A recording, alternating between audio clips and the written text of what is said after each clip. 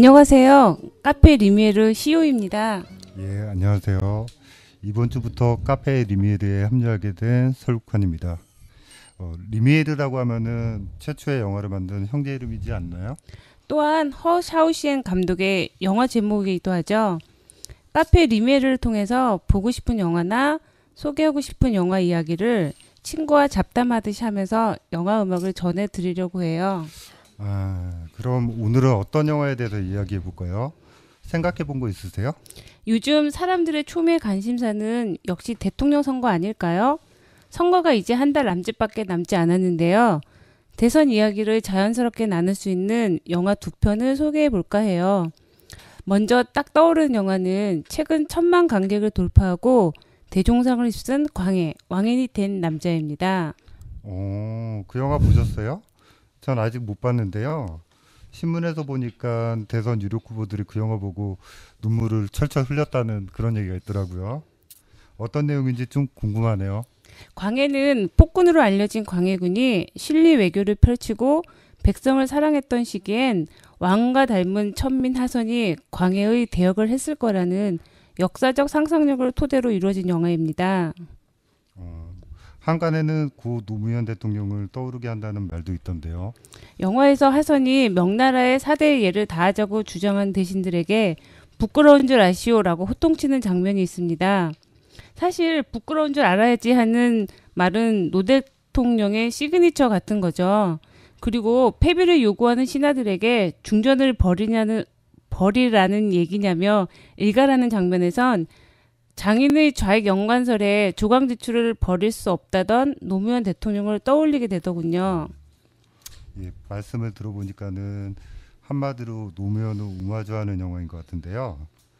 예, 사실 노무현 대통령이 민주주의에 기여한 바가 적지는 않지만은 우리 이제 국민한테 많은 사랑을 받고 있기도 하지만 양극화 심화나 신자유주의 그리고 비정규직 사회차 문제 뭐 이런 거로부터 자유로울 수 없다라는 생각이 들기도 하는데 말이죠. 감독 자신도 인터뷰에서 노무현 대통령을 추모하는 마음이 있었다는 걸 밝히기도 했죠. 이야기 만듦새는 좀 헐거워요. 좀 뻔하게 흘러간달까요? 그런데 정의감 충만한 보통 사람들의 정서를 자극하는 면이 있죠. 뭔가 울컥하게 만드는 그런 거요. CJ가 제7강구 마이웨이로 시원하게 말아먹은 후에 그 감성과 대선 전국을 교묘하게 엮어서 잭팟을 터트린 것 같아요. 광해는 이런저런 끼어 팔기, 초대권 남발 등으로 무료를 빚기도 했죠. 1,000만 돌파가 어거지란 말도 나오고 있어요. 저는 광해 천만 돌파 후에 추창민 감독의 데뷔작인 사랑을 놓치다를 봤는데요.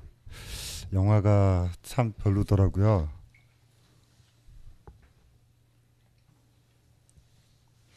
이야기는 나쁘지 않은데 지루하달까? 그래서 광해가 전혀 기대가 안 됐는데 말씀 듣고 보니 약간 흥미가 생기기도 하네요. 근데 광해가 미국 영화 데이브의 모티브를 표절한 거 아니냐 하는 얘기도 있던데요. 사실 하늘 아래 새로운 것은 없다고 왕과 왕의 닮은 꽃 대역이라는 모티브는 왕자와 거지에도 있고요. 또 일본 거장 구로사와 아키라의 카케무샤에도 나오죠. 설정이 비슷하다고 표절이라고 하기에는 좀 그래요. 사랑을 놓치다는 저도 봤는데 송윤아가 참 예쁘게 나왔고 OST가 좋았던 영화로 기억되네요. 아, 영화 음악은 좋았는데 말이죠. 음악을 참 시도 때도 없이 삽입해서 좀 감각이 없구나 이런 생각이 들기도 했어요. 뭐냐면은 관객이 느끼기 전에 좀 안타까워 해달라고 징징 졸라대는 그런 소화병 같은 느낌이 좀 있다고나 할까요? 영화에서는 음악 자체도 중요하지만 그게 삽입되는 순간이 중요할 것 같은데 좀 그런 면에서 좀 사랑을 놓치다는 아쉬운 영화였습니다. 타이밍이 중요하다는 얘기죠. 예. 아무튼 그 이 영화에서 설경구 씨가 송윤아랑 눈이 맞아서 결혼을 한 거는 참 부럽기는 하네요. 얘기가 잠시 딴 곳으로 샜네요. 그만 부러워하시고 대종사 음악상을 수상한 광해 메인 테마 왕이 된 남자를 듣고 이야기 계속 나눠보도록 하죠.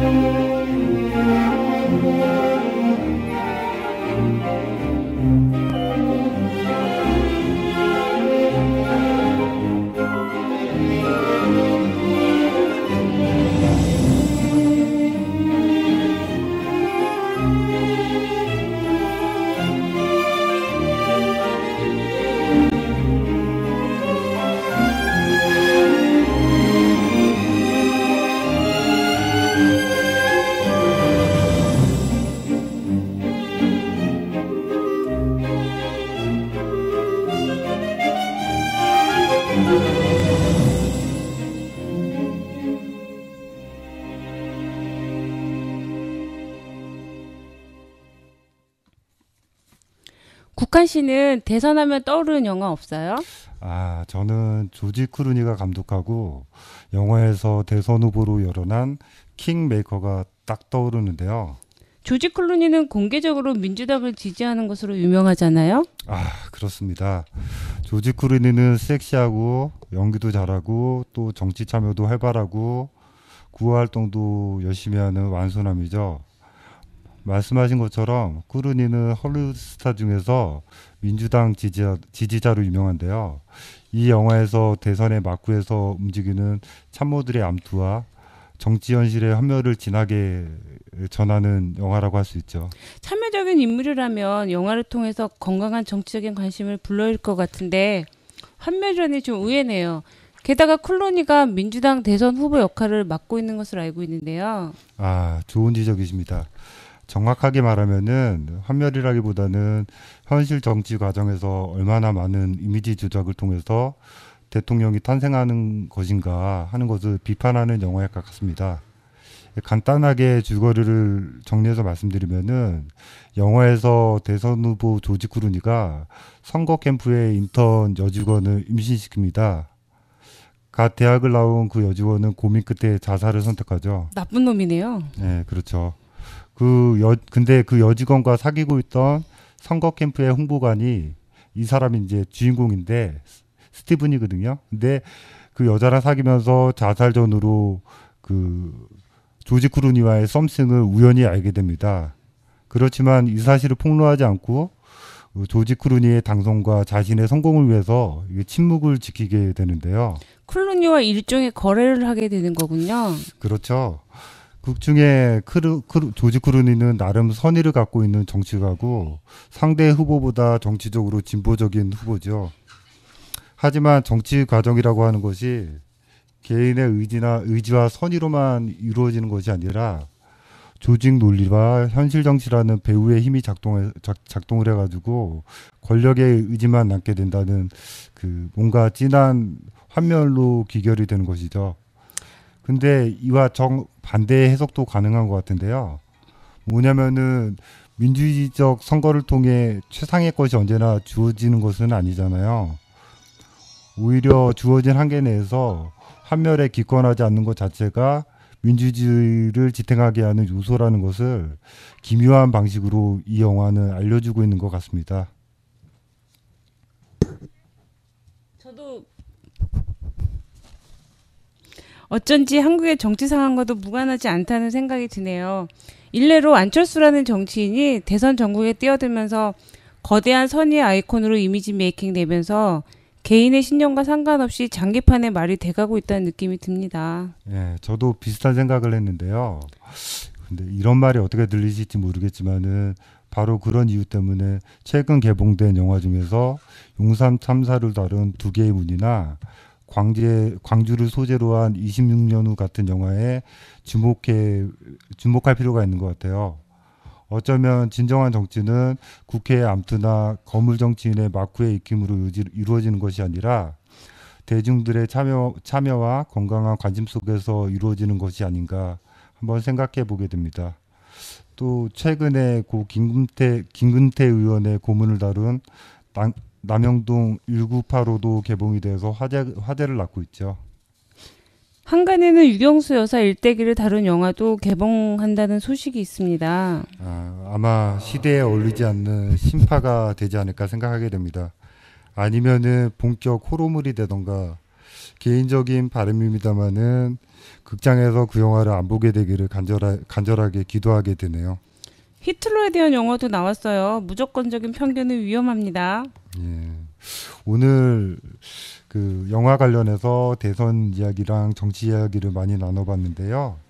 예상외로 정치나 선거와 관련된 영화들이 많네요. 오늘 왕이 된 남자와 킹메이커를 소개해드렸는데요. 이런 영화들을 통해서 우리의 현실을 한번 되짚어 보는 것도 흥미있는 영화 보기의 한 방법이 아닌가 생각해 보게 됩니다. 이번 주말에 말씀드린 영화들 중 한 편을 골라보는 것도 괜찮을 것 같아요.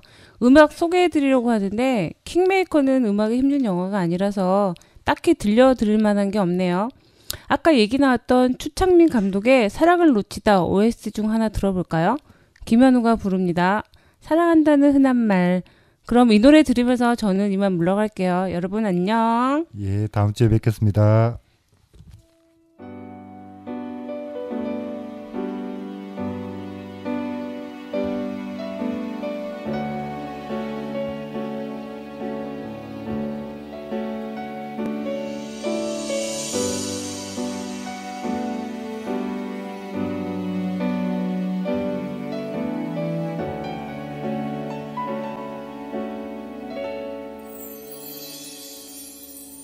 끝이라